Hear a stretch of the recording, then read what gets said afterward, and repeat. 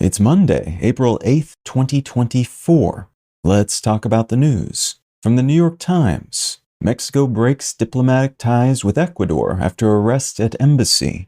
Following a decision by the Ecuadorian police to forcibly enter Mexico's embassy in Quito and arrest the former Ecuadorian Vice President Jorge Glas, Mexico's government has broken diplomatic ties with Ecuador. This is notable for a few reasons, the first being that embassies are treated like foreign territory, so this is legally tantamount to Ecuadorian police breaking into Mexico and arresting someone from within Mexico's borders. But it's also notable because Mexico and Ecuador's relationship has been spiraling for several months, in part because of Glas's decision to seek asylum in Mexico last December, due to what he claims is political persecution, and that led to an escalating exchange of barbs by the country's leaders. Most Latin American governments that have publicly weighed in on this situation so far have come down against Ecuador's actions.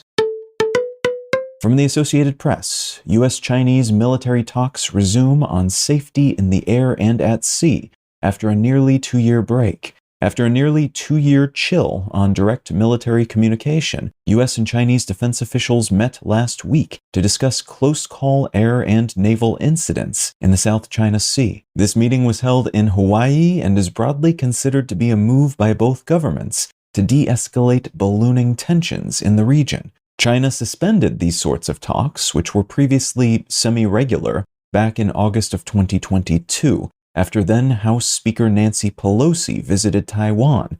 But visits and meetings between Chinese and U.S. officials have become more common over the past handful of months, and though both governments seem to be keen to focus on their own nation's interests, they're both also using language that suggests they don't want a full-on decoupling, which would significantly negatively impact both nations' economies. And from Al Jazeera, first UN food aid in months arrives in Sudan's Darfur as famine looms. The United Nations World Food Program has said that 2 of its aid convoys have successfully crossed the border from Chad into Sudan, bringing a month's worth of food and other nutritional assistance for about 250,000 people. This is newsworthy because humanitarian corridors into Western Sudan, where a whole lot of fighting between the government and the paramilitary Rapid Support Forces is occurring right now, leading to a lot of injury, death, and internal displacement, have been shut down since February, worsening an already abysmal hunger crisis that has pushed about 1/3 of the country's population, around 18 million people, into acute hunger. There are fears that this conflict could eventually result in genocide, but the food situation has become dire and is arguably more immediate, and there are concerns that because of a confluence of fighting and environment-related variables, hundreds of thousands of people could die of starvation in the near future, and millions more could follow if the situation on the ground does not change soon.